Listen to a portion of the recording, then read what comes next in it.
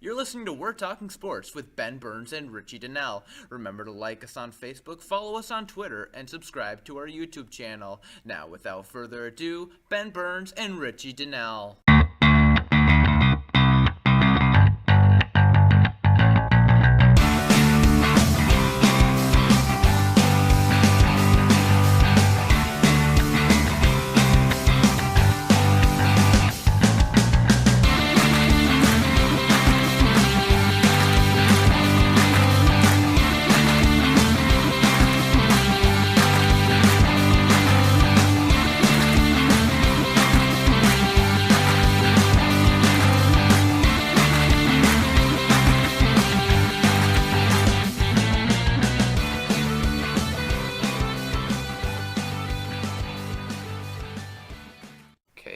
Oh, there you go. All right, we're on.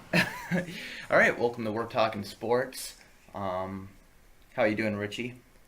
Pretty good. A little upset at this fog we got rolling in, but... Yeah, I mean, so like 2 days ago we had really nice weather. Yep. Yesterday, I thought it was going to flood. Yeah, just straight down. Awful. And now And today then- it's like the culmination of... Today rain. we have the zombie apocalypse. Yeah. Are you prepared? Shotgun in hand, ready to go? I'm always prepared. Okay. All right. When you have the force, Okay. you're good. Well, then I'll be over later when the zombies start coming. Yeah, sure. Well, want to talk a little bit. You're graduating. You are very close to graduation. How many days? Tomorrow.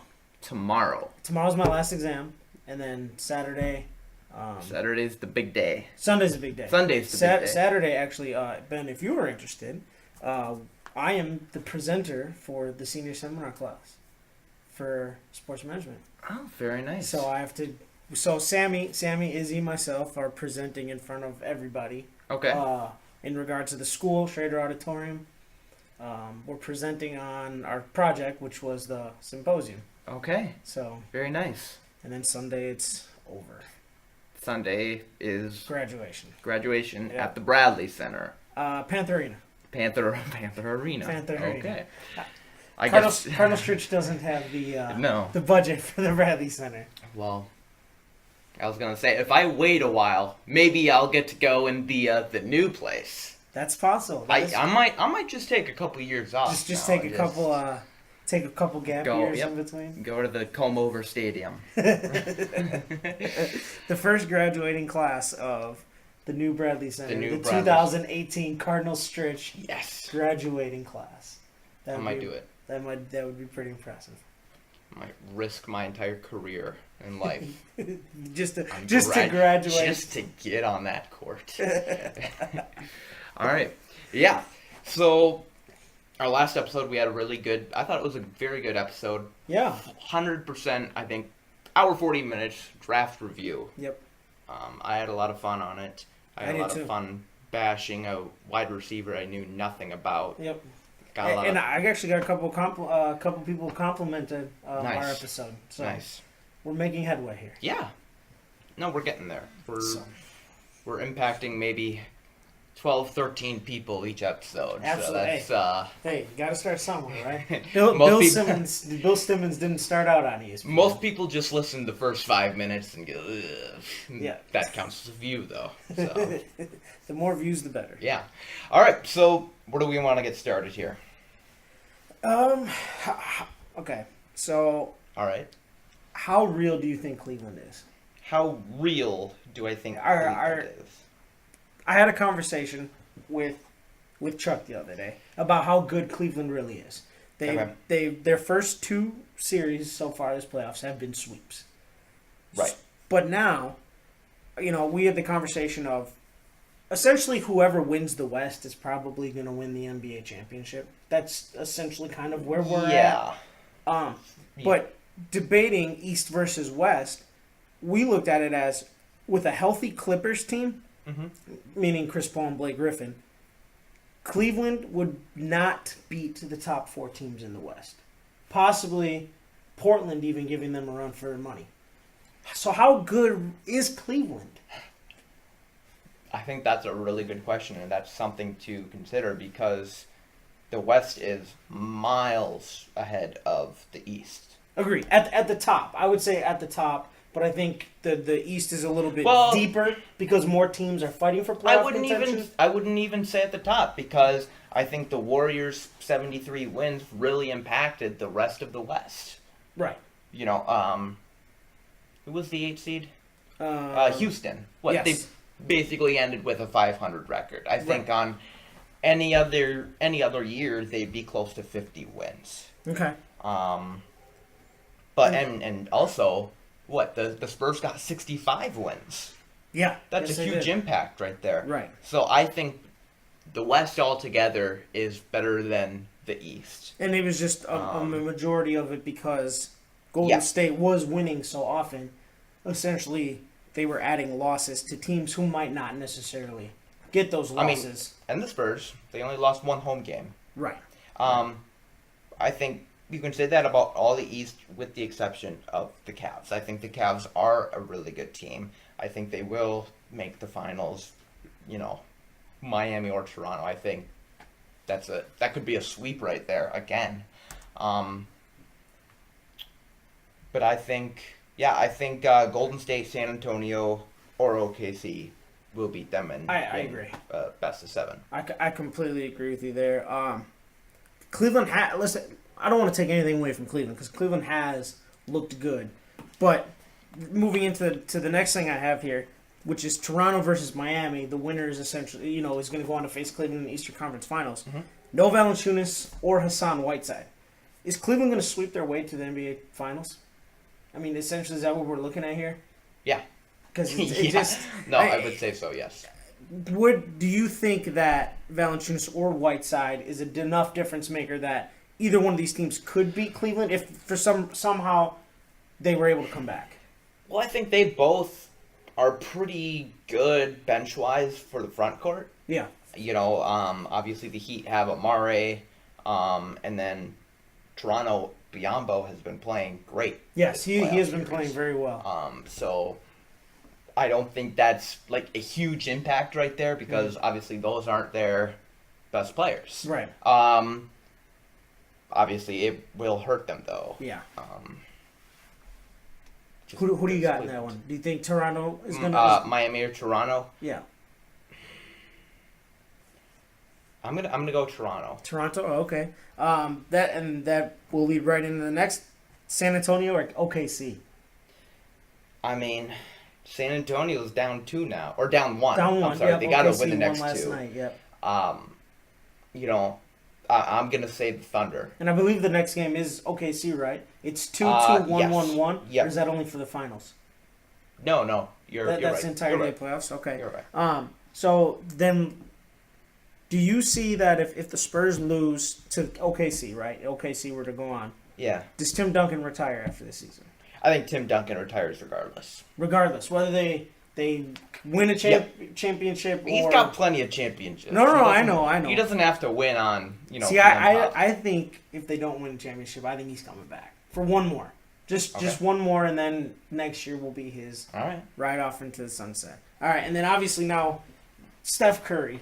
I have a newfound respect for Steph Curry. I think he's a phenomenal player, don't get me wrong. Mm-hmm. I think it's just the mantra of Golden State and some of the players that they have around him that kind of give Golden State that bad look of the trash talking, more so to Draymond Green. But Steph Curry the other night, to come in overtime, 17 points, his first game back, he didn't start and he scores 40. No. I mean, this kid is incredible.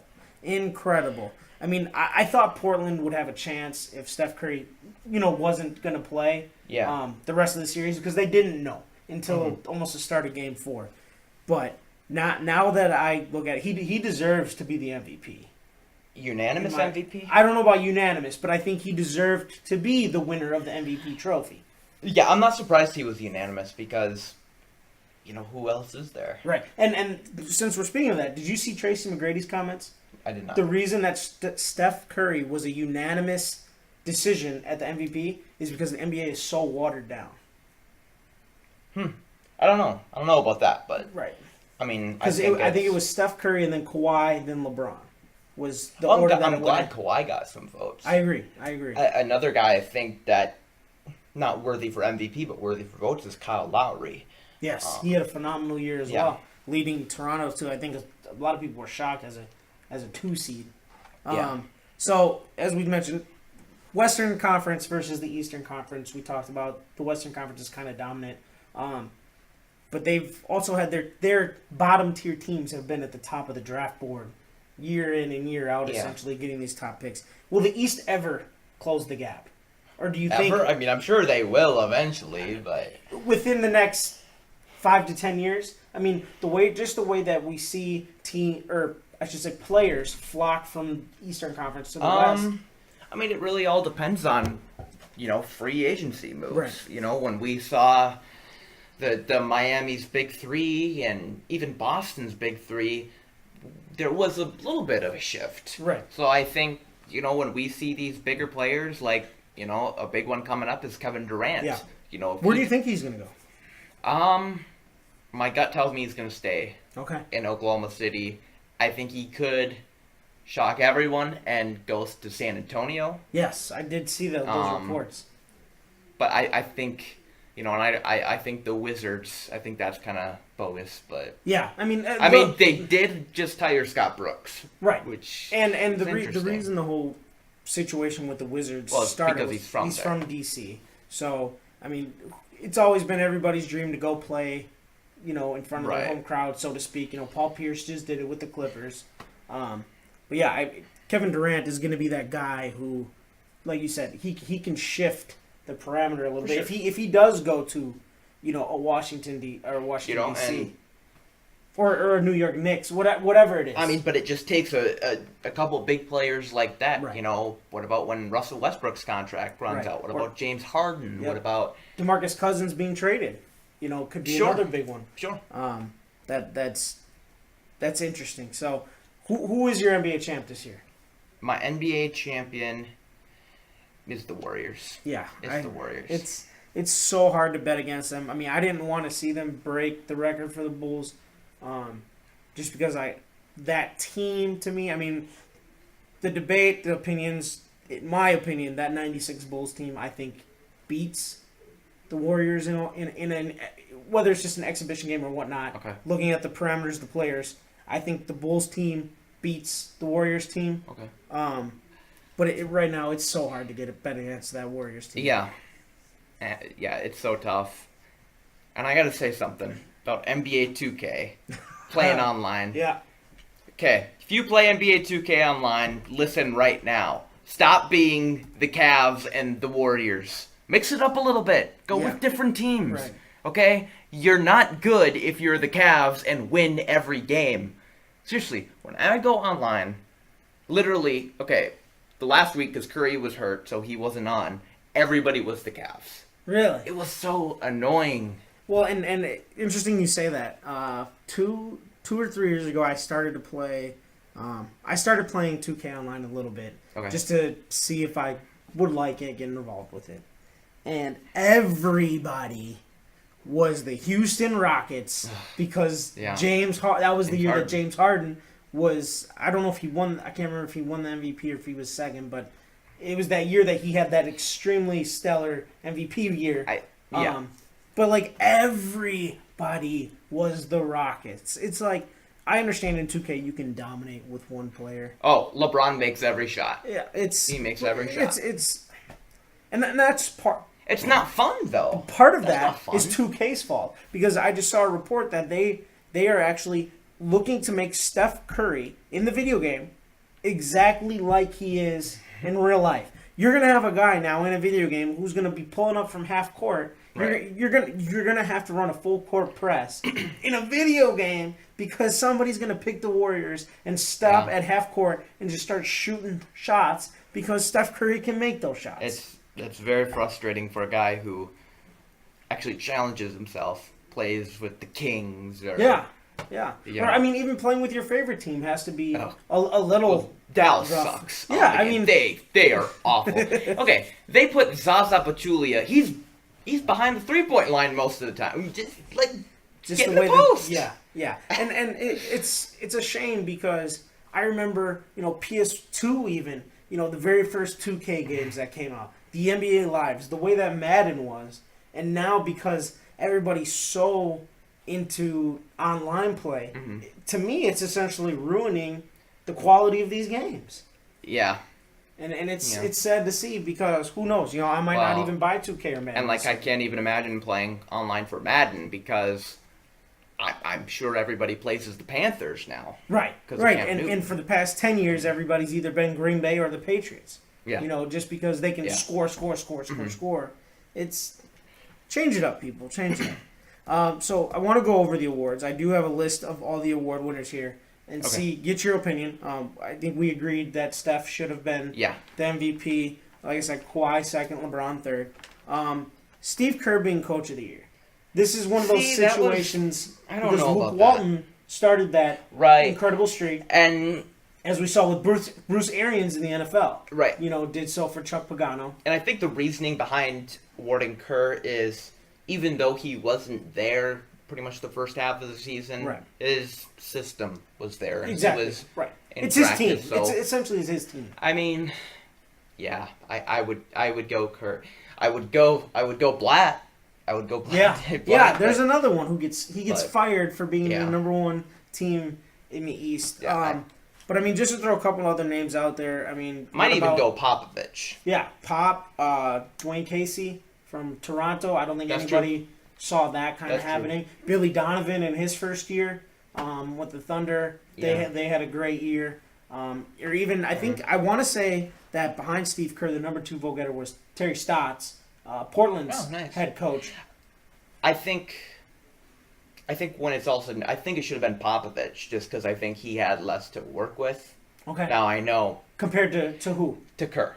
Oh. Okay. Now I know like Kawhi and Aldridge and Tony Parker. That's a great group to work with, but still, getting 65 wins compared to 73 with the MVP with the 2 best shooters in the league. Yeah. And Draymond Green. Right. I think that's more impressive. I agree. Most improved was CJ McCollum. I agree with that. I agree.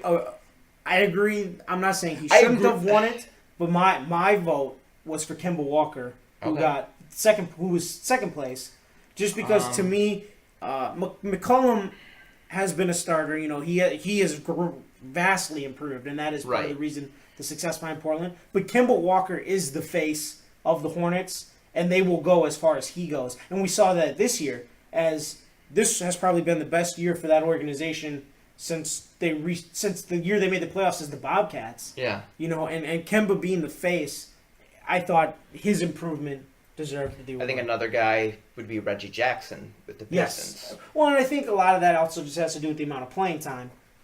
For Reggie Jackson coming out, he was a bench player in OKC, but I agree. Reggie Jackson's a phenomenal player. And the third place vote for that most improved, Giannis. I mean, was he on there? He was number 3 in the vote getting for most improved. That's a pretty obvious one. Yeah, and I mean, what do you think about his potential going forward? I mean, is he... Obviously, his potential is high, just with his tangibles. You're right. I don't know about him playing point guard, though. Yeah, they've committed to him being the point guard next year. That's a little too radical. But... Okay, so you don't see him being, I mean, he is 7 feet tall, so you don't think he has... Maybe he does, but... I don't want to say he's Magic Johnson. I don't want to go that far. But just a tall guy, and because of his athleticism and because of his length, can play that position. I mean, maybe he can. I don't know, but I need to see it first. Okay. Sixth man of the year. It was kind of a weak year for sixth man. Jamal Crawford. I think they just kind of gave it to him just because. Right. They kind of just gave it to him. I honestly don't even know who came in second or third for that one. Because I can't think of anybody else who was. I mean. And this was a down year for Jamal Crawford. I'm thinking the first guy that comes to mind for me is Andre Iguodala. I think he was second. You're right. I think he was second. Yeah. Yeah. After that, there's nobody that I can really think of.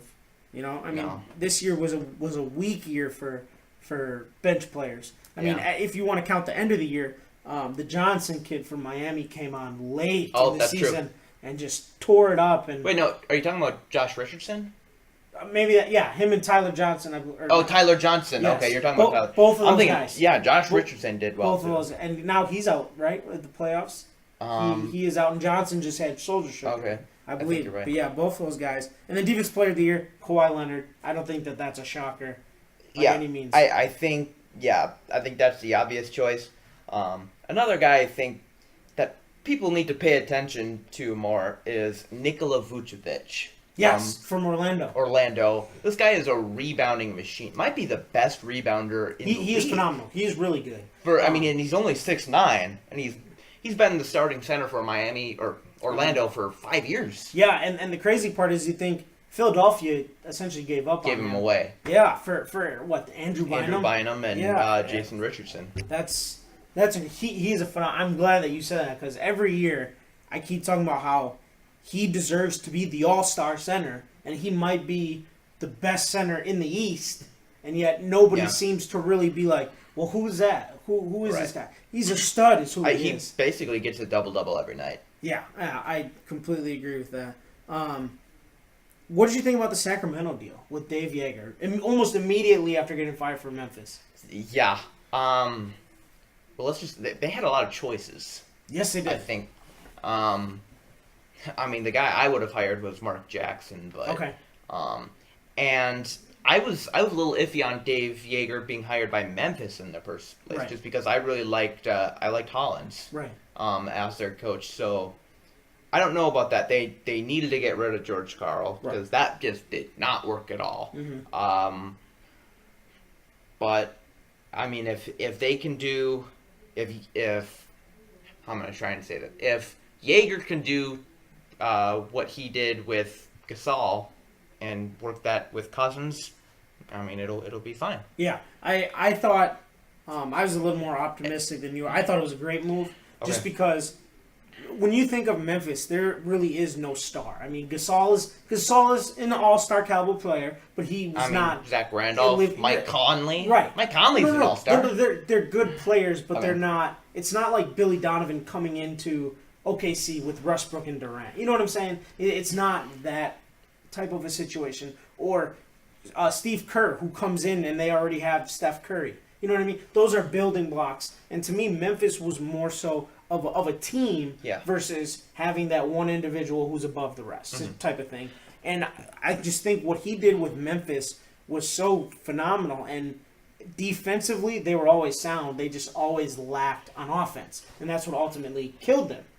But I think if with Sacramento, they have the pieces. Sacramento has a ton of talent. They right do, now. and I think Yeager is the guy who, if he can teach Sacramento to play defense because of the offense of players that they have, Sacramento could be a team that by the time his 4-year contract is up is sniffing the playoffs or in the playoffs. I think the biggest thing against Sacramento for the past 2 years has been their conference. I think if they're in the East, I think they're in the playoffs every year. I agree. And as you know, point guards and centers is what gets you to the playoffs or championships essentially. Mm-hmm. And Rajon Rondo and DeMarcus Cousins is a great They're fantastic, but they're both kind of people you wouldn't want to work with. That's true. Let's put that. True. Maybe they just want to work together since they're both kind of Yeah, but then they still have Rudy Gay. Right. They still have Macklemore. They have Steph's little brother, who had a pretty good year. Yep. And I believe there's a pick that I think they get the Lakers pick. If I remember, they get somebody's pick if it falls to a certain point in the draft.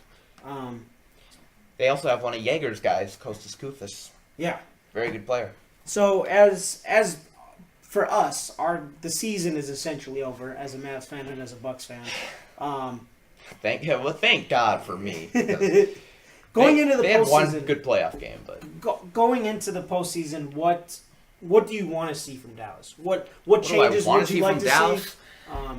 Or what do you expect to happen? I mean, what are you looking forward to going? What I want to see going into next season. Yeah. So over the course of this offseason, whether it be the draft, free agency, trades. What do you want to see Dallas do? I want to see Dallas build for the future. Okay. I feel like, all these moves they've been making the past 5-10 years has been win now. Yeah. Make the playoffs. Mm-hmm. That's great and all, but we always get out in the first round. Right. Like, usually in 4 or 5 Except games. for the championship when they beat... Right. Oh, they had right. That's because they got guys like Tyson Chandler, Sean Marion, guys who probably weren't going to be there long term. Right. They had Karan Butler that entire year. Mm-hmm. So I want to see them get guys for the future. I think they have a couple guys. Justin Anderson was fantastic. Yeah, he had in the first round. He had a very I think good rookie year. I think if they could, they might start him next year. Chandler Parsons might opt out. Mm-hmm. I am praying that he opts out because he has been nothing but a disappointment. Yeah, he might have been. Yeah, I mean, to think I thought what he did with Houston, right, to now what he's doing with Dallas. I mean, it's almost night and day difference. Yeah, for Chandler Parsons. Yeah, and I was so excited when they got Parsons, mostly because we got him away from Houston. But he has just, I mean, I think he's averaged maybe 13 points a game, which is nothing. I mean, I expected him to get maybe 22 a game, and that's... Yeah, I think people assumed because with Houston, I mean, it wasn't like he was a triple-double waiting to happen every night, but he was a very well-rounded player who could score when called upon. Right, and, I mean, Houston was obviously more focused on Harden and Howard. Right. But with Dallas, I think we gave him the opportunity to play well. And Dirk even gave less money. Or took less money to get Parsons in, and I think Dirk now realizes that Parsons leaving because Dirk said he's opting out, but he's going to re-sign. But I think the biggest thing with Dallas is they need to look in the post-Dirk era now. Yeah. Even though that's really hard to say. Right. And they have a couple pieces, but let's get something else going. Let's build around guys like Justin Anderson. Because right now, Dirk and Justin are really the only two guys I see for the future. Okay, so no Wes Matthews essentially. Yeah, Wes Matthews. I like Wes. Okay. I don't think he's a long-term option, but right now, he's a guy that can maybe keep us in the 500 area. Yep. And I think we have a couple okay role players. J.J. Barea, Raymond Felton. Raymond Felton had a fantastic year. Yeah. And Zaza was good for us. Probably not starter quality, but good. Yeah, no, I've been saying it all year, especially for the Bucks. I mean, we missed Zaza. That was one of the biggest things that was wrong with the Bucks. Was that center spot. They decided to go spend money on Greg Monroe, who might not even be here next year. And another guy that I think could have worked out, and maybe could still work out for us, is David Lee. Who we signed on waivers. My favorite David Lee memory was in the playoffs. We were just getting killed game one. Zaza Pachulia was at the line. He missed both free throws. The second one he missed just really badly. I think it was like barely just hit the rim. And it goes to David Lee. He's on the bench and he's just rolling his eyes. It's like, why did I sign with this team? he's having a little bit of regret I was laughing so hard. Yeah. So you want to talk about the Bucks now? Yeah. All right. I'll get into the Bucks a little bit. I'm very upset with the way that they played this year. Obviously, I think there was more expectation put on this team than what should have been, just because of last year they overachieved by making the playoffs. I thought. I think more people assumed that this was the turn of the corner. We're here. We're ready to go. We're rocking and rolling. But really, that really wasn't it, just because of the pieces that we had. I think O.J. Mayo's gone. Jared Bayless will be gone. Vasquez will be gone. Greg Monroe needs to be traded. Michael Carter-Williams needs to be gone. They need more veteran pieces. We missed Zaza and we missed Jared Dudley. Those guys were huge for us the year that they missed the playoffs. And I understand the whole idea of going young. The growth of Giannis is huge. Chris Middleton, nobody talks about Chris Middleton. Just his improvement since he's come to Milwaukee has been absolutely tremendous. And now we can see what a healthy Jabari Parker can do. I think obviously those are your three pieces that you're going to build around. But we don't have shooters. We have a bunch of athletes. Mm-hmm. Nobody that can really shoot. No veterans. No post defense. I mean, Greg Monroe couldn't guard me or you. I mean, it's really bad defensively. We had the number one scoring in the paint because of Greg Monroe, essentially. But we need somebody to protect the rim. John Henson, who doesn't get playing time for whatever reason I don't understand. They draft Rashad Vaughn, who's a shooter, and they don't play him.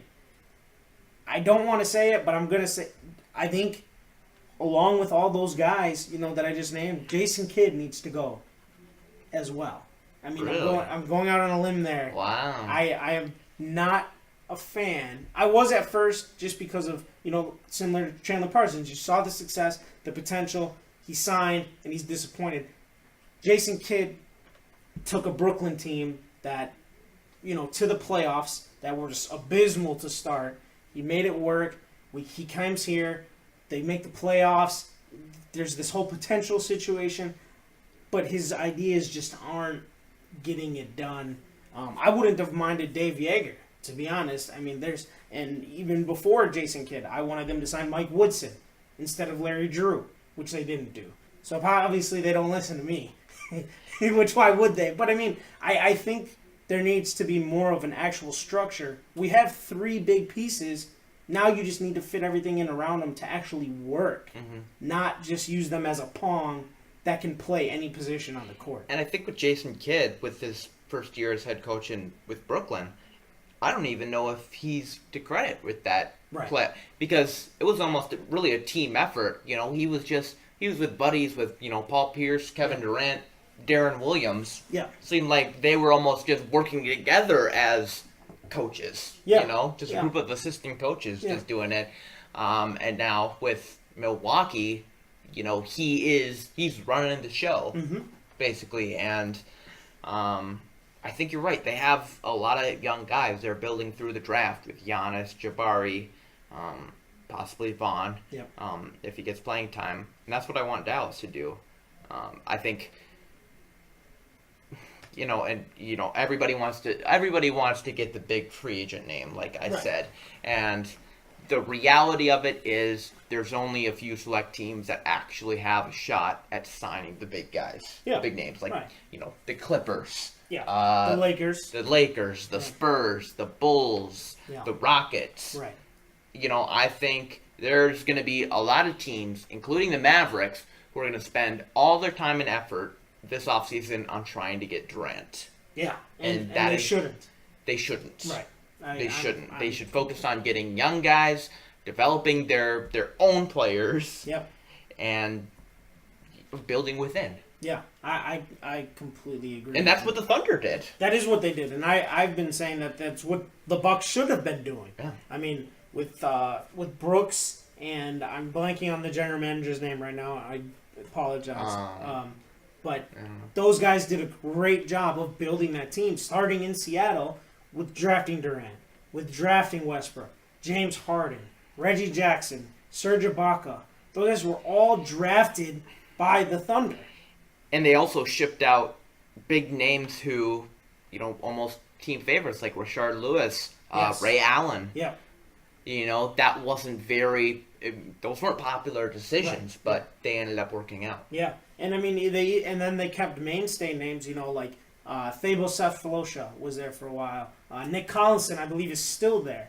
They keep the veterans where they need to keep them, or sign them where they need to sign them. When they went out and got Kendrick Perkins, who hasn't done anything for him, but they probably love him as an enforcer who beats up on the young guys and teaches them to be tough.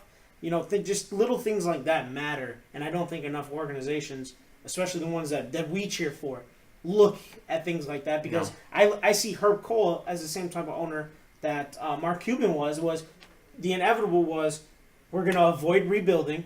We're not going to ever enter rebuilding. 500 I'm okay with. Let's just make the playoffs, whether we're a 7 or an 8 seed. And I think Mark Cuban is headed that way, where it's like, we're going to win. We have pieces to win. We're always going to have pieces to win. And instead of rebuilding and starting over, you end up in mediocrity. I don't think Cuban is the problem, but... I'm not saying Cuban is the problem, but with Mark Cuban as an owner, he has that win now mentality.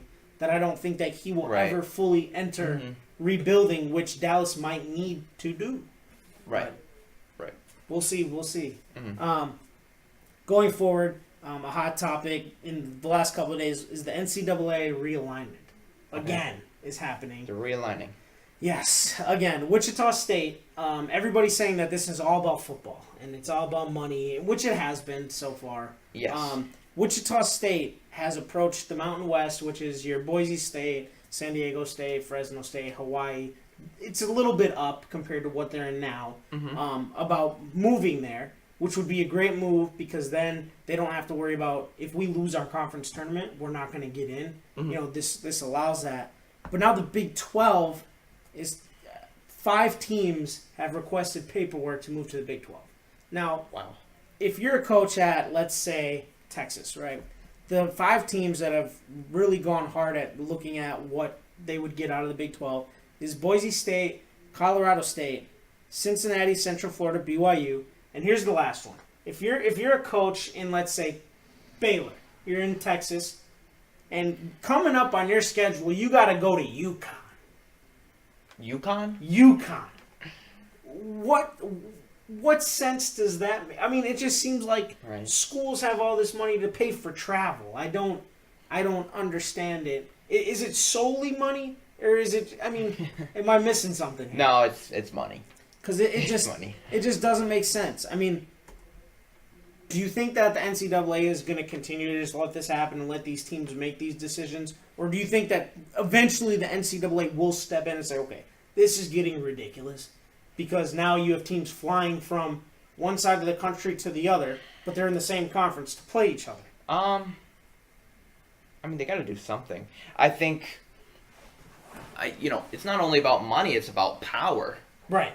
Getting in one of those Big 5 conferences, that means a lot. Yeah. To, so going back to UConn, they're in Atlantic, right? American, yep. Whatever that's called.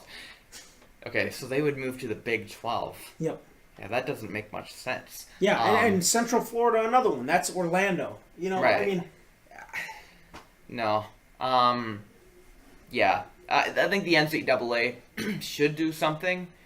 I don't know if they will, though. Right. Just because I think these conferences have so much power. And a couple of years ago, they made that Big 5 conference deal or whatever. Like, they can make their own decisions. Yeah. Basically saying, like, if the Big 10 wanted their players to, get some kind of compensation, they could. Right. That's a lot of power for a couple conferences. Right. So obviously every team is going to want to get in one of those 5 conferences. Mm-hmm. I'm almost saying, it should just be those 5 conferences. And split up the 100 whatever teams. Well, that's it's a lot of conferences. Maybe move a couple to the FCS or whatever. Okay. Yeah. But I feel like we're headed that way. To only having 5 conferences. Having 5 conferences. And having pretty much 20 to 25, or I should say 25 to 30 teams per conference. That's... Right, and then having, separate little... I don't know if you want to call them divisions or... Yeah, right. Areas, Yeah. sectors. So, if you were in charge of the NCAA, what would you do? I mean, do you think that there's a way to fix this? What I would do is I would set almost a cap number of teams per conference. Okay. Saying, Big 12, if you want UConn to come, okay, then Oklahoma State's got to go. Yeah. Something like that. Okay. I was having this conversation with Chuck, and I had said that essentially that what the NCAA what I think they should do is they need to step in and look at the commissioners and say, we're going to realign you based on geographical area. I mean, because that's how the conferences originally started. I mean, you go back to that. Why should a team from the Northeast be traveling down to Texas? Or even West Virginia going down, to Texas or whatever. Teams in the Northeast, for your sake of conference, should play in the Northeast. Midwest teams should play Midwest teams.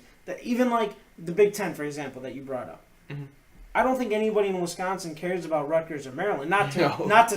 to say that they're an awful school or anything, but I think that, and you want to talk about revenue, I think you would get more people at Camp Randall for, even though they're not a very good football team, I think Iowa State would get more, you know what I mean? Because of the distance, more people would travel from Iowa to Wisconsin It makes than sense. that will from New Jersey to Wisconsin, for a Rutgers game or Maryland or whatever. So, even just the revenue, I think you can even create more revenue by bringing an Iowa State or even an Oklahoma into the Big Ten, or Notre Dame, right outside Chicago. Yeah, Notre Dame.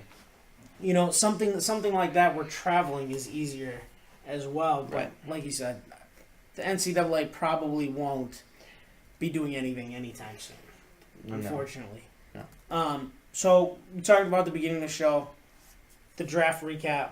Draft recap, yes. Let me ask you this. Now that we've analyzed it, everything, who are your guys that you say these picks were fantastic? These guys are going to be absolute studs at this spot. Like what, I guess your potential like rookie of the year, biggest impacts. Okay. First name, I think the defense rookie of the year will be Jalen Ramsey. Okay. I love the pick. Yep. For him going to obviously both Joey Bosa picks and Ezekiel Elliott picks. A lot of people didn't expect that, so that caused him to drop to 5. Yep. I think Jacksonville going to Gus Bradley is an excellent place for him. Yep. I think they're going to move him around a lot. I think he's going to be the next Patrick Peterson. Okay. And he makes an immediate impact. Okay.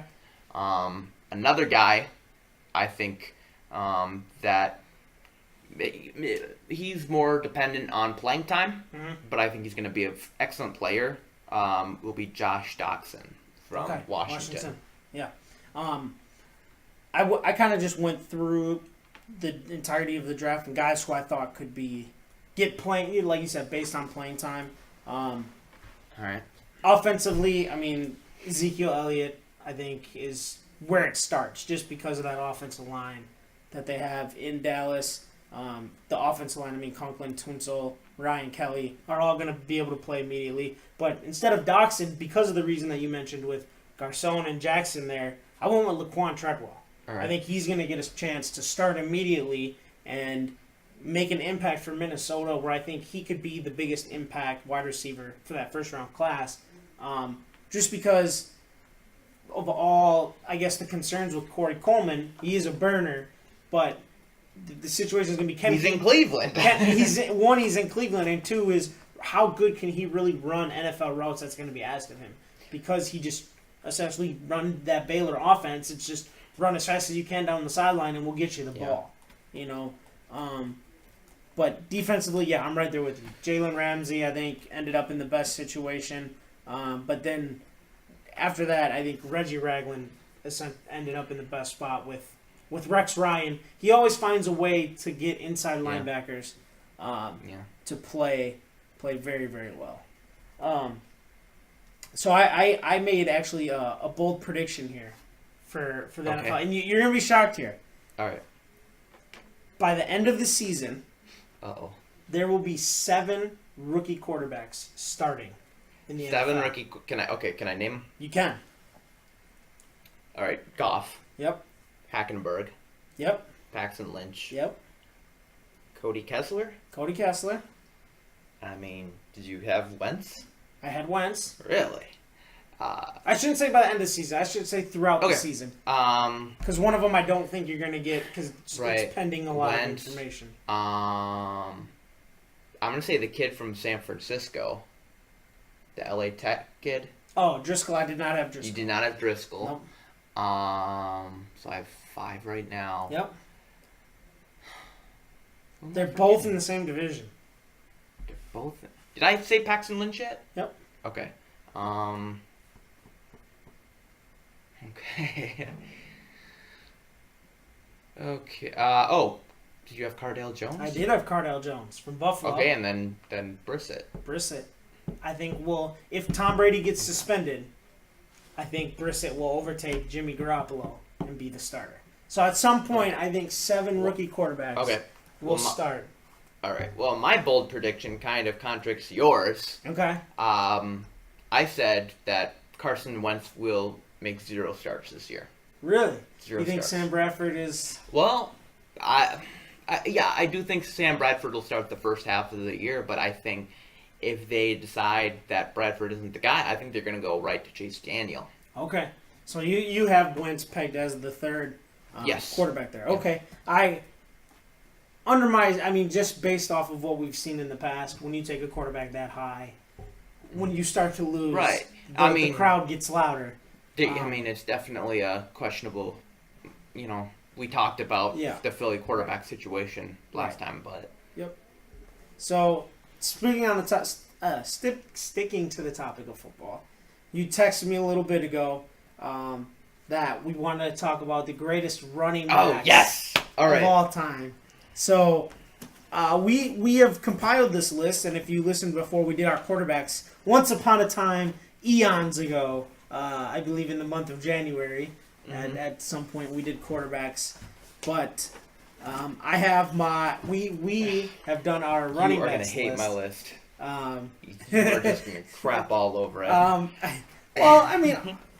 Hey, opinions are opinions.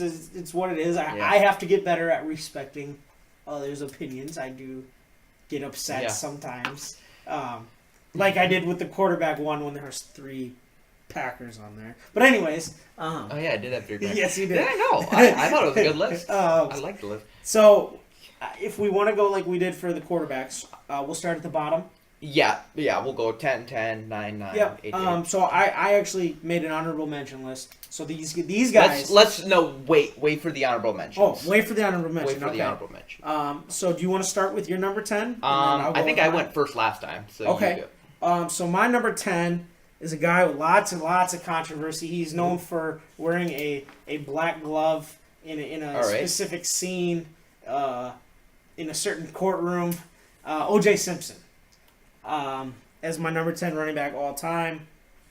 11,000 rushing yards, 61 touchdowns, 6 Pro Bowls, 5 first-team All-Pros. He was an MVP, Offensive Player of the Year, 4-time rushing champ. I think people look at O.J. Simpson as more so of the controversy and not the player that he really was. Neither one of us were alive to watch O.J., but from the clips that I have seen and people that I have talked to that have seen O.J. play, he was that guy in that time of just he got the special label. I guess kind of like what Reggie Bush was to us when Reggie was at USC. He was incredible at USC. Right. And O.J. Simpson was the same way. And O.J.'s obviously carried over to the NFL a little bit more than Reggie Bush's did, but I don't think O.J. Simpson gets the credit for being such a great athlete or running back that he deserves. Yeah. Did you watch that O.J. Simpson show? I have not. I've wanted to see it. I know Cuba Gooding is O.J. They have a lot of other people in it too. Okay, but I have heard it was pretty good. I have not seen it though. I haven't seen it either. Number 10, see this? We're gonna start right off, and you're just gonna crap on me. This guy was known for mostly just one play, but he's pretty dang good. Jim Taylor. Okay. All right. The master of the power sweep. Yep. Second all time for Packers and rushing yards. Mm-hmm. Really, probably, if you consider time and stuff, he's better than Ahman Green. Right. But with the Packers, they had an incredible defense, full of Hall of Famers: Willie Davis, Ray Nitschke, Henry Jordan, Herb Adderley, can go on. But essentially, Jim Taylor was the power of the offense. With Bart Starr kind of as their leader and almost offensive coordinator, Jim Taylor was the guy who pounded it almost every play, and was a dang good blocker too when Horning had the ball. So was almost a de facto offensive lineman when he didn't have the ball. So I'm going to go Jim Taylor, number 10. To your surprise, Uh-oh. I did look at his credentials when I was putting this list together. And he's your number 9. No, he's not my number 9. No. He didn't make my honorable mention list either. But okay. but hold on, no, but you're talking about how I would crap all over your list, and he's actually a name that I did look at. Okay. when I was looking at names compiling this list for what you said, just because of the time and what he was able to do. My number 9 player, I want to make sure that this is the only one, is currently playing. Is currently okay. He's currently playing. Oh boy. Unfortunately, I have to watch him play twice a year. Okay. Adrian Peterson. All right. I mean, I was contemplating whether I should put a current player in my top 10 or not. I mean, I did with Tom Brady and the quarterbacks, but I'm just looking at Adrian Peterson's statistics. He's already surpassed 11,000 yards. He'll surpass 100 touchdowns this next season. Wait, already surpassed 100,000 yards? I'm sorry, 11. Wow! 11,000. Hey, it's pretty I'm sorry, good. 11,000 yards. He'll surpass, bearing injury, he'll surpass 12,000 yards this coming season. He'll surpass 100 touchdowns this coming season. 7-time Pro Bowl, first-team All-Pro. He's been an MVP, Offensive Player of the Year, Comeback Player of the Year, 2,000 yards this season. I mean, he's done it all. Okay. And he is special. I don't know that he'll catch Emmitt Smith just because he is starting to age a little bit. But right now, I don't think AP has showed no signs of slowing down anytime soon. All right. Number 9, I have Marshall Faulk. Yep. I think this was really, in my opinion, the first guy who showed that a running back isn't just a runner. Because he, on a team that had a lot of really good receivers, he may have been the best one of them all. Yeah. He was such a weapon with, the greatest show on turf. And without him, Kurt Warner maybe wouldn't have become what he did. Right. And he, to me, Falk was the reason why they won that Super Bowl and why they made it in the Super Bowl that other year against the Patriots. Just a fantastic player. Yeah. I don't have much to say about him. I mean, I think he was the first. I think he's either the first or the only running back to ever have 1,000 rushing yards and 1,000 receiving yards in the same season. I believe. Or he was pretty close. He was at least the first. I can think of another guy that might have gotten that. Because I know Forte has been close a number of times, but he's never achieved it. I'm going to look, because I think somebody else may have that. But your number 9 sounds like an exact carbon copy of my number 8. Their names are even carbon copy of each other because my number 8 is Marshall Faulk. Oh! So, pretty much everything you just said Marshall Faulk was the ultimate check down next to another guy with the same last name, Kevin Faulk, for the Patriots. But Marshall Faulk as a runner he was incredible. He's 12,000 yards, 100 touchdowns, played in 2 Super Bowls, 7 Pro Bowls. He was an MVP, Offensive Player of the Year, Hall of Fame. I mean, Marshall Faulk to me, is what essentially started the trend of receiving running backs. Or running backs really learning how to be receivers. Mm-hmm. And that started with the greatest show on turf. Okay, let's see here. What else about Marshall Faulk? I'm sorry, as you're trying to look this up here. Okay, no, alright, I'm good. Okay. I think he was the only guy with 1,000. Who was the one that you thought? The guy I thought was my number 8. Okay. LaDainian Tomlinson. Okay. I know he had 100 receptions in 1 year. Okay. And he may have been the only guy that's done that. Okay. But I mean, LaDainian Tomlinson, I think he's so good, but he was also so good for such a long time. Mm-hmm. Is what made him special. And doing it on a team like San Diego, yeah. I think it's pretty cool. Before LT broke the record, the rushing touchdown record was 28 by Sean Alexander, and he got it week 17. Okay, LT just shattered that record with 31. Yeah. I mean, to me that's incredible. No, that's total touchdowns, right? That's no rushing. Wait, maybe I don't know. Because I know because of what you said. Maybe it's total touchdowns. Yeah, it's total. Still, it's pretty good. Oh yeah, phenomenal. I believe he's now in contention for the Hall of Fame, so he's going to be in the Hall of Fame next year. Yeah. Fantastic player. He even, his first year with the Jets, he wasn't too bad either. So, I really like LaDainian Tomlinson. He's a great guy. But he is number 8 because he's pretty good. Yeah. So we're on number 7, right? Yes. Okay. So I think where you're talking about me getting upset at your list, Uh-oh. I think this is where you're going to get upset at me. Okay. Because I think that this player that I'm about to name at number 7, you're going to be like, how is he so low on your list? And this was a guy that you analyzed his Hall of Fame speech, Curtis Martin. How was he so low on your list? I have him at number 7. Not that anything was to his fault. The 6 guys ahead of him, I think, just were better running backs. But Curtis Martin, is an all-time great. 14,000 yards, 90 touchdowns. His resume speaks for itself. He essentially was consistency. He was about, you know what I mean? He is, if you look up consistency in the dictionary, it's a picture of Curtis Martin.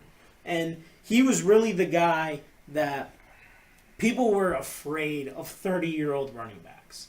And Curtis Martin got better after the age of 30. He did. And still to this day, people go, well, he's 30 years old. Running backs die down at 30 years old. Well, Curtis Martin got better. And there's a couple other guys that I can name that got better as well. But and Thomas Jones, another one that played with, Curtis Martin towards the end there. But Curtis Martin was about as consistent was. He was never a flashy, out in the media kind of personality. He just went about his business and did his own thing. And he's one of the greatest. All right. My number 7 could have been a Packer. Was traded to the Packers. Okay. But he failed his physical and retired right after that. Okay. Eric Dickerson. Okay. Did you know that? I did not know that. You did not know that. Yeah. So, anyways, Eric Dickerson, to me, he not only had such a great career, he not only just proved that he's a fantastic player, he did it with 3 different teams. Yeah. With the Raiders, the Rams, and the Colts. Mm-hmm. And unfortunately played for the Falcons that 1 year of... Yeah, we don't talk about that. Right. To me, nobody else on this list did it with 3 teams, let alone, well, Marshall Faulk did it with 2. But Eric Dickerson is fantastic. Still has the all-time rushing yards in a year. Adrian Peterson was really close, but thanks to the Packers' defense, he didn't get it. Your number 7 sounds carbon copy to my number 6. Is it Derek Blickerson? Something, yeah. Very, very similar name to that. Eric Dickerson, I have at number 6. Okay. For you to be thinking that I was going to be so upset at this list, the only difference of names that we have here is O.J. Simpson and Drew Taylor. Really, that's the only difference that we have so far. I'm not going to go above and say that there isn't any other ones, but yeah, for everything you just said, Eric Dickerson was ahead of his time in terms of being a running back, the athleticism. Just watching highlight tapes, I get so fascinated just by how good Dickerson really was. All right. Now you're going to get upset. Okay. So number 6 has more rushing yards than anyone else, is Emmitt Smith. Okay. To me, Emmitt Smith is... he was a power rusher. Mm-hmm. He was a tough dude. I would not want to, I think out of the 10 guys on this list, he's the last guy I would want to get in front of. There's another guy here, but actually no. I'd get in front of him. But, no. I'm sure you have him, unless you don't have him on the list, you have him higher. But to me... I wouldn't say he's that much higher, though. Don't assume that. Okay. No, but he was, 3 Super Bowls. Yeah. Kind of like Jim Taylor, he had a great offensive line. Right. He also had a pretty good quarterback and receiving core. So obviously he had that to his advantage. But still, great runner. Yeah. Not very good in Arizona though. Right. But again, he was old. But yeah, he's my number 6. My number 5 is a guy that you had lower on your list. All right. LaDainian Tomlinson. Okay. LaDainian Tomlinson was kind of the guy that the prime of his career was when I was in high school. I got to high school in 2004. Yeah, I was in middle school. So AP was just getting to college. I remember I had a poster of him on Sports Illustrated for Kids. Yeah. So AP was a freshman at Oklahoma, and LaDainian Tomlinson was just getting started in San Diego. Those two guys were what got me excited about being a running back in high school because they were the best of the best. Oh, yeah. LaDainian Tomlinson at the time, he came from TCU, which at that time was just a little dot on the map that nobody cared about because they were a small school that nobody cared about. But LT really, much like Marshall Faulk, defined the running back position as a true weapon. Like you said, 31 total touchdowns. I mean, LT, I think I could even make a claim for LT to be my number one just because these top five that I have are so close that I think there are people out there who consider LT the greatest running back they've ever seen. Yeah. Those who maybe have missed, some other great running backs, but LT is just a phenomenal running back. Okay. I think I know your top five now. No, but I think about LT, I remember reading in a Sports Illustrated for Kids article that he had really small feet.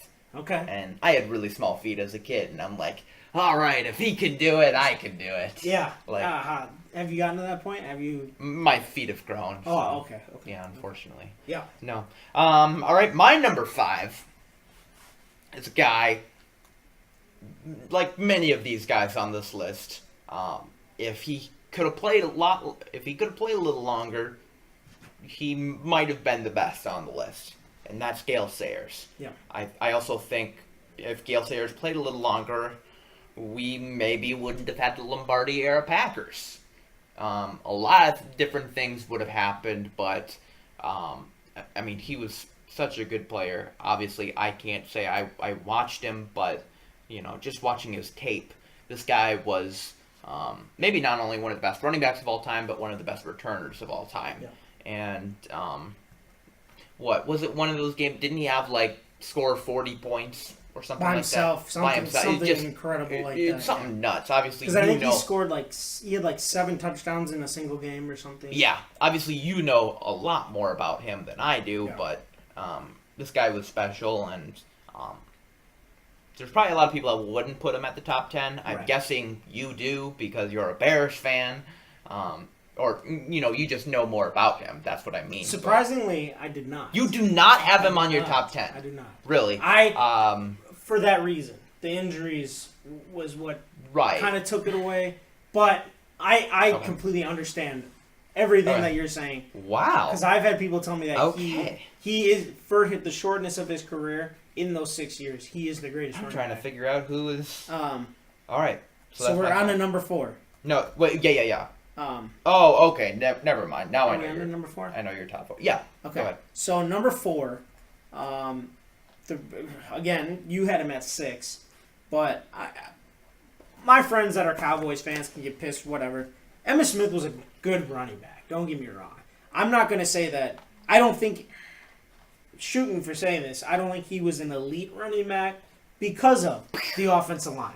You know what I'm saying? Wait, you don't think he was an elite running back? I think that a lot of his success coincided. So I'm sorry, but you think there are only 3 elite running backs in history? No, but I think his credentials have... Okay, so the stats and credentials that he is putting together have surpassed other running backs that I've obviously named below him. Okay.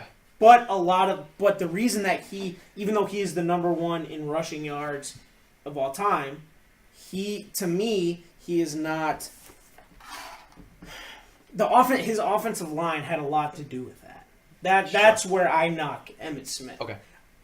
If Emmitt Smith had Barry Sanders' offensive line, are we talking about a complete? You know what I'm saying? Right. Completely different story. That's where I knock Emmitt Smith. I don't know how if Barry Sanders had Dallas's offensive line, what would Barry Sanders? And that's no fault to Emmitt Smith. He was a great running back regardless. Just that to me, that hurts his credibility a little bit just because he had, DeMarco Murray will be going through the same exact thing, or if he would have stayed in Dallas because of the offensive line that they have. All right. Interesting. We're on 4. Yes. Number 4, I have a guy that you had on your list. I have him way higher. Yeah. It's Adrian Peterson. Okay. I think Adrian Peterson is an extremely special running back. Yeah. It's why I put him above, all-time greats like Marshall Faulk and Emmitt Smith, Right. and Gale Sayers. He's incredible. Yeah. I remember I went to, Minnesota Vikings training camp a couple years ago. I wasn't there by choice. I was there reporting for ESPN Radio, but I went there and I was, this distance away, a foot away from Adrian Peterson, and he is a monster of a man. Oh yeah, he's a huge individual. Oh my God. Yeah. He is huge. Obviously, that's not why I put him at number 4. Right.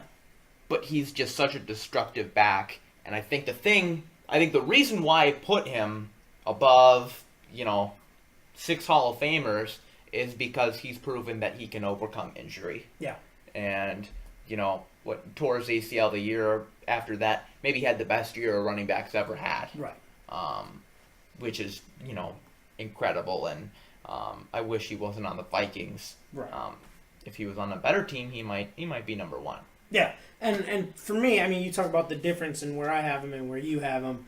In 5 years or 10 years even, when he is done playing, I think we'll have him at the same number. Sure. The only reason I have him so low is because he is still playing, and these other guys are done playing, but, they might have something that is better than Adrian Peterson currently.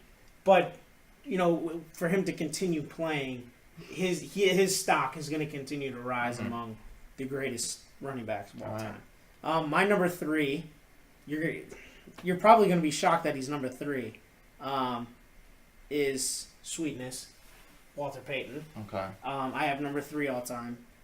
I don't know what I can say that hasn't been said about Walter.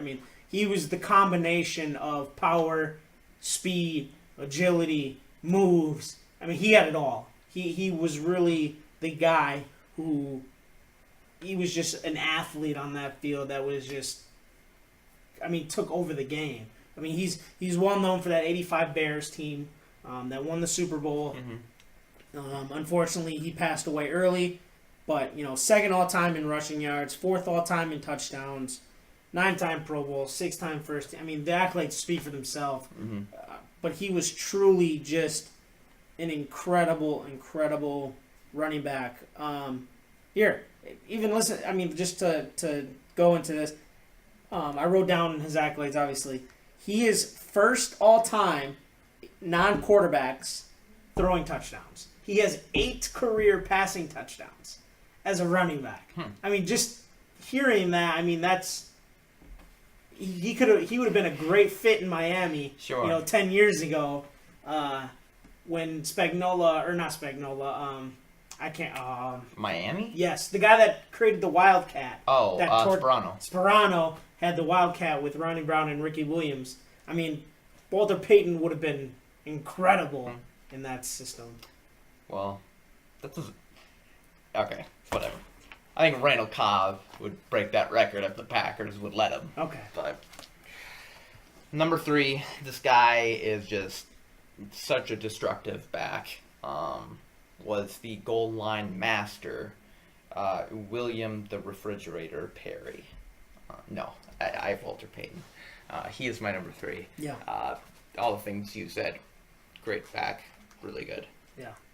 All right, so obviously we have the same top 2. Maybe not in the same order, but why don't you just go right ahead and just say your 2 and 1 and then go off from there? Okay. My number 2 was the greatest athlete this planet has ever seen, Jim Brown. He I don't know how else to describe him besides the greatest athlete that this planet has ever seen. I was looking at some of his stuff.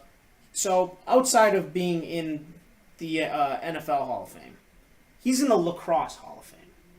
Yeah, that's true. And he was like a 20-something letterman in college because he played football, lacrosse, baseball, basketball, and he ran track.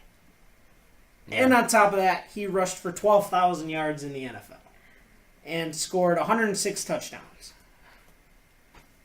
There's nothing that can describe Jim Brown outside of the greatest athlete ever. I mean, I can't think of words that do him justice. If you ask ESPN who the greatest athlete of all time is, you know who they'll say? LeBron. I was going to say Odell Beckham. Oh, okay. And then you said just keep going. My number one is Barry Sanders. Right. A lot of people discredit Barry, saying he's also the number one back in loss of yardage. But again, for the reason that I docked Emmitt Smith, boosts Barry Sanders in my opinion with that offensive line.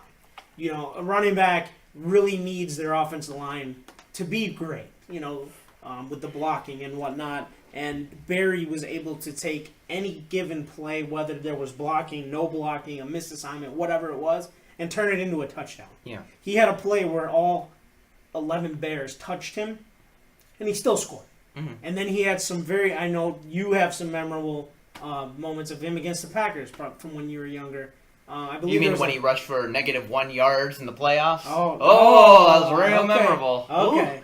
Okay, Good time. that's where we're going. Okay, all right. But, I mean, I only caught really remembering the tail end of his career. Yeah. But just watching his Oklahoma State stuff and his, highlight tapes of his NFL career. I mean, Barry was just something When did he retire? special. What year? 97? 2000. 2000? Really? Mm-hmm. He retired 2000. Oh, okay. Yeah.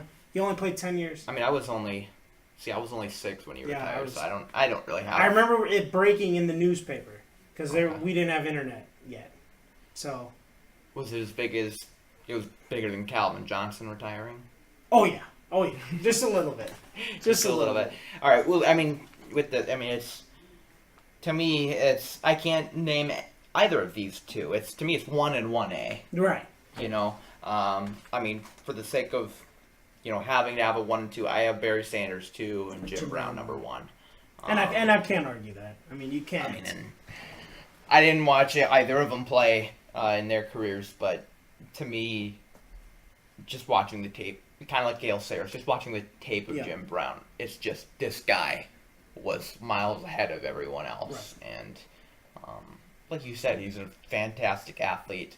And, the thing I had, the reason I do have Jim Brown at number 1 is just if he was put on, the Detroit team in the 90s, on the same training regimen that Barry was on, I think the Lions are a better team. Okay. That's just me. Yeah, I honestly think that, I mean, just the way that you're talking to determine it, I think Jim Brown, in his prime days, you could put him on any team in any era, and he's going to do the exact same thing or better, depending upon. That's kind of what I thought. If he was on the '90s Dallas Cowboys, I mean, he could rush for 30,000 yards. For all we really know. I agree. Or the Denver Broncos in the late '90s, that with the offensive line that Terrell Davis had.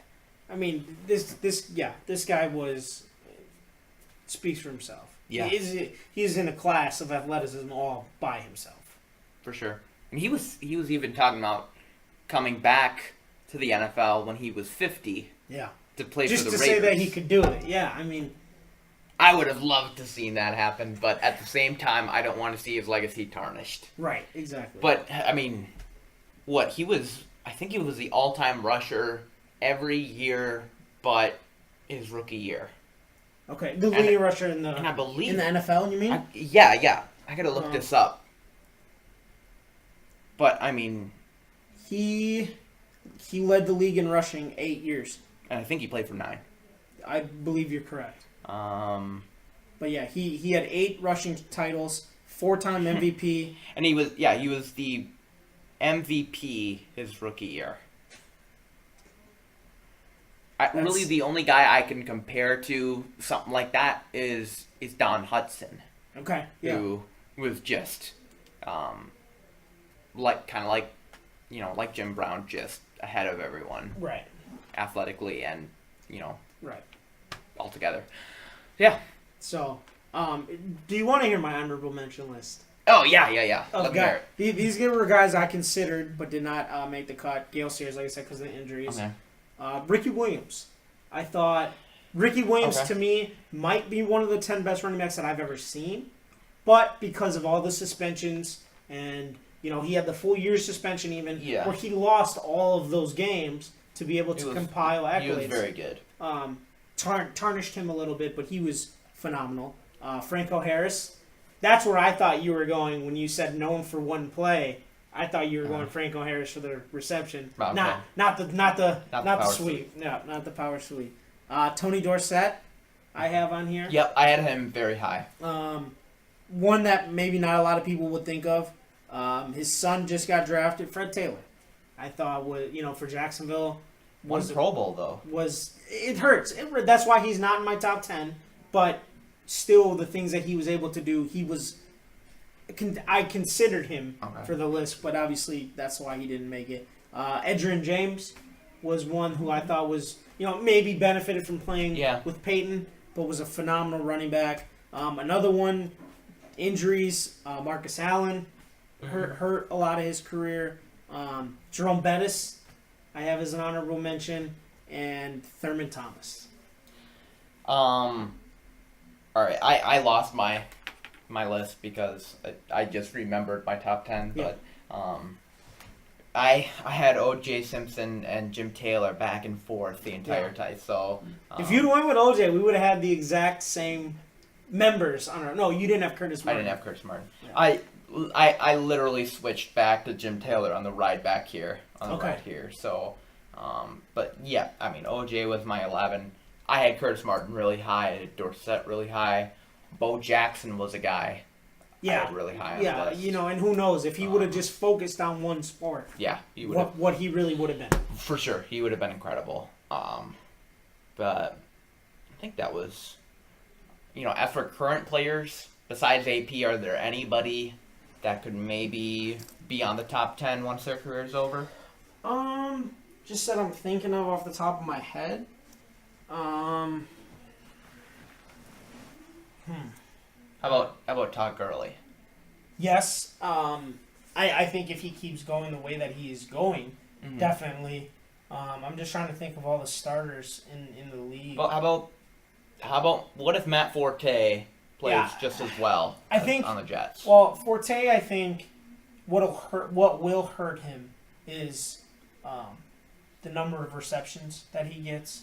I don't know how many receptions he has in his career compared to Marshall Faulk, but I think because he has so many receptions, that's obviously taking away from his rushing total. He's not even over 10,000 yards yet, so he has yet to hit the magic number. But I have been having the conversation that there is a possibility that I think he can get 10,000 rushing yards and 7,500 receiving yards. I believe. Okay. I mean, he's the ultimate weapon. I don't know that he'll ever be considered one of the top 10 running backs of all time. I think what'll hurt him is the fact that the Bears have had Gale Sayers and Walter Payton. How about a guy who just retired with a little over 9,000 yards, Marshawn Lynch? Where does beast mode land? Not in top 10, but if he would have kept playing, I think he would have been in the top 10. People don't understand. I mean, a lot of these players that are showboaters or, attention grabbers, whatever, whether it's positive or negative, I think people look at the persona or the character that they play more so versus the playing time. And I'm sure when he was at Cal, with Rodgers and Deshaun Jackson, Justin Forsett, I mean, he was just a character. And when he got to Buffalo, I mean, this kid was the real deal. And Green Bay really wanted him. Yeah. And he went, I believe, was the pick before, or a couple picks before, where Buffalo grabbed him. But, I mean, Marshawn Lynch is an incredible back, and he'll always be remembered for the earthquake run against the Saints in the playoffs. I mean, that play alone sums up the specialty of Marshawn Lynch. For sure. I'm just trying to think if there's anybody else. I mean, if, depending upon the way that his career goes, I mean, they run a lot with Cam Newton, but Jonathan Stewart is a very good runner. He's a really good running back. I don't think that his career has done him justice. just because, he sat behind D'Angelo Williams for so long. Le'Veon Bell is another one I think could be really, really good. About Jamal Charles. Jamal Charles is another one. And another name that I remember looking up but didn't put on my honorable mention was Priest Holmes. When with his heyday with the Chiefs, I think Sean Alexander broke his record for touchdowns the year after. Yeah, in a season. He was phenomenal.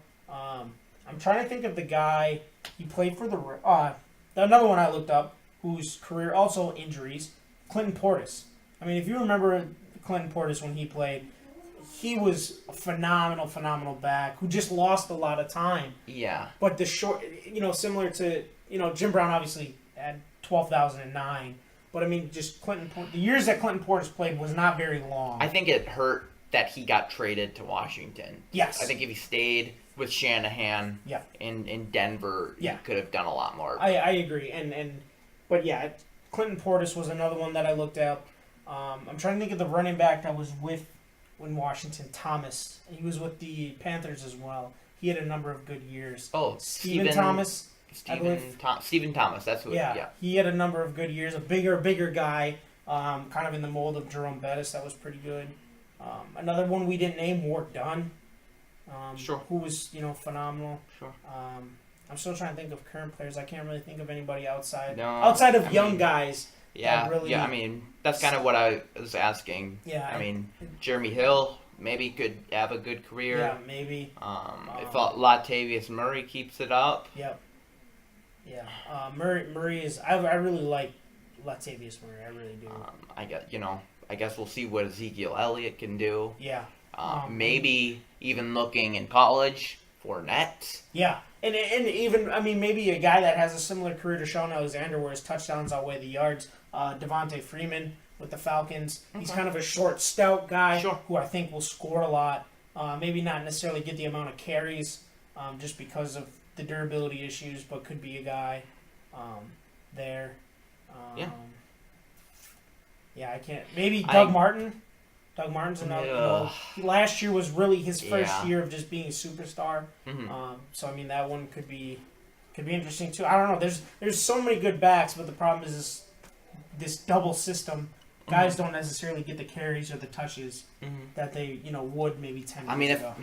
If you're good enough, you will get all the carries. Adrian Peterson. Right, but like in a situation like I guess where I'm thinking more so is Eddie Lacy. I think Eddie Lacy's a phenomenal back, and I don't think enough Packer fans give him credit for what he has been able to do solely because of last year with the weight gain. I think this year you're going to see a new Eddie Lacy, and a lot of Packer fans are going to be like, "Oh, I knew he was this good." Even though last year they were talking about. Are you talking about me? No. I'm just saying Packer. I think he's pretty good. A lot of Packer fans have jumped ship on him already because of the weight gain and how bad and out of shape he looked last year. That they're saying, that you guys need a new running back and he should get caught and they need to get rid of him and things like that. Not you specifically, but just the fanatic in general. But I think Eddie Lacy is a guy who may not necessarily get the opportunities because of playing with an Aaron Rodgers. Okay. Not that, in that case. All right. Alrighty.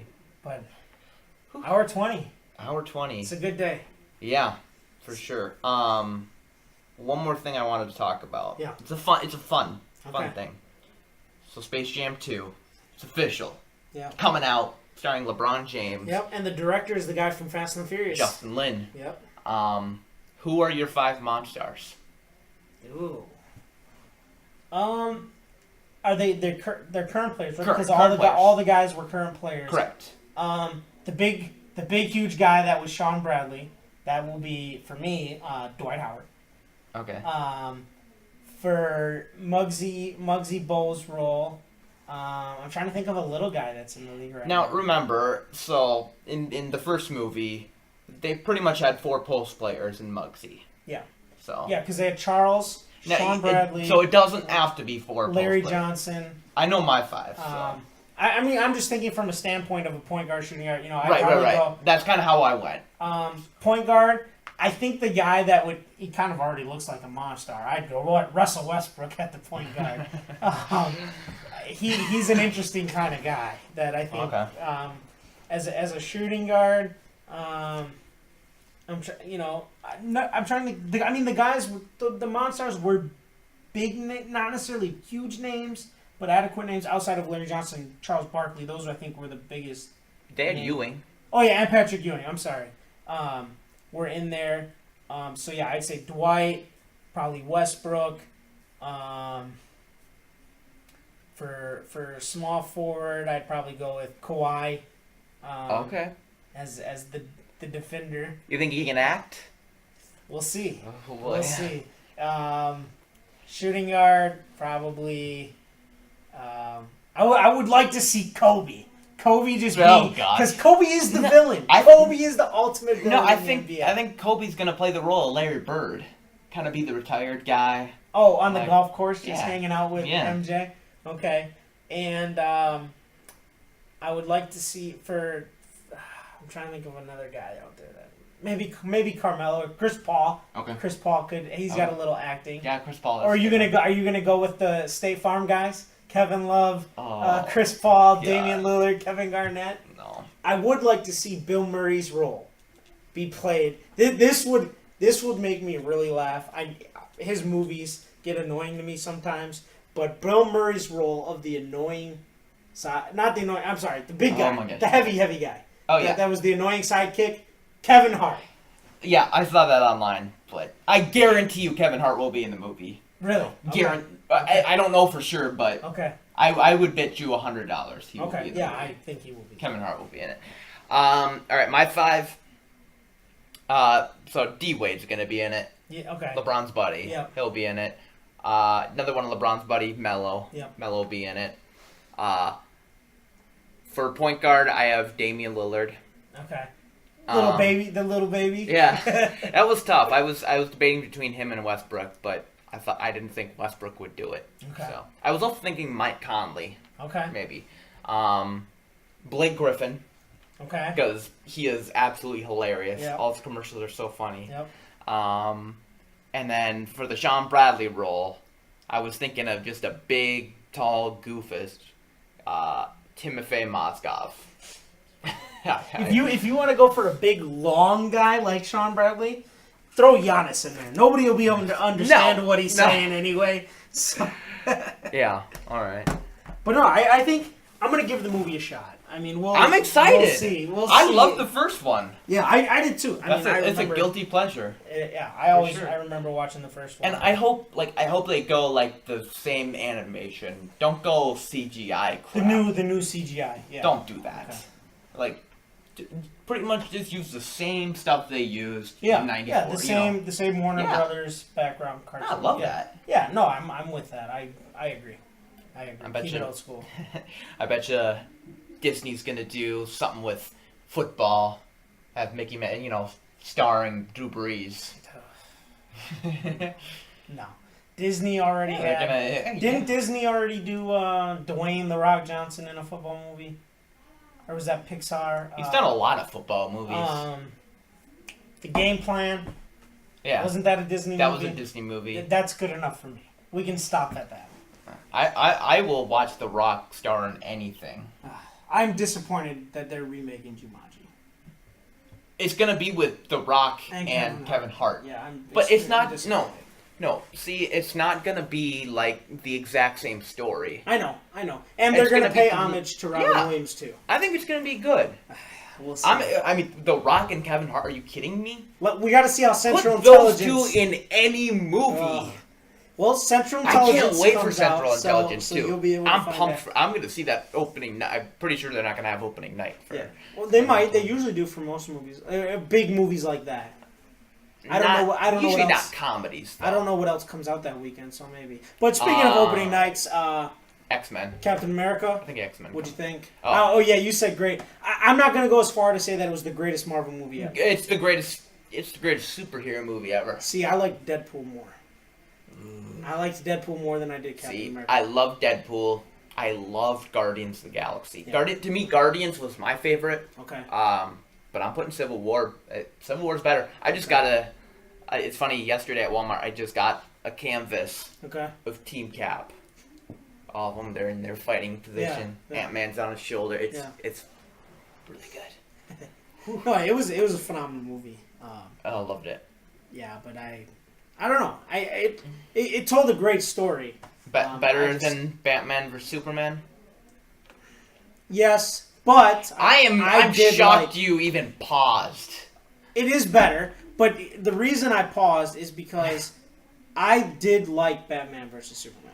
And there's so many people who are like, you can't like both, or no, it was just awful. It was the first. Here's the thing: I watch, the sole purpose of a movie is to be entertained, and the first hour of that movie was very slow, but I was entertained for that second hour. It wasn't as good as I thought it was going to be, that it was hyped up to be, but I still thought that it was a better than average movie. Okay. Good thing it's called We're Talking Sports. Yeah. I'm not a movie analyst. I just like to be entertained. We'll we're gonna make a WTM show someday. We're talking movies. Yeah. And I'm just gonna school you on everything. All right. So don't ruin movies and television shows for me, because I love to be entertained and I like reality bad TV because it makes me laugh. Yeah, gotta enjoy something. Gotta have mindless TV sometimes. Yeah. But X-Men's our next one. We're getting tickets. Very excited about that. Yeah. Yeah, for sure. I think it's gonna be awesome. So, but yeah. That's it. Yeah, it is. We are done. We're done. And after Sunday, we'll hopefully start to have even more. Now that I have some free time. Definitely. Yep. So. All right. Well, thank you so much for coming. Thank you so much for listening. Yeah. Thank you, listeners. Remember to subscribe, like, tweet, Tumblr, everything. Yeah. All right. Hopefully, a website. Yes, we are hoping to launch a website soon. So keep an eye on that. Yep.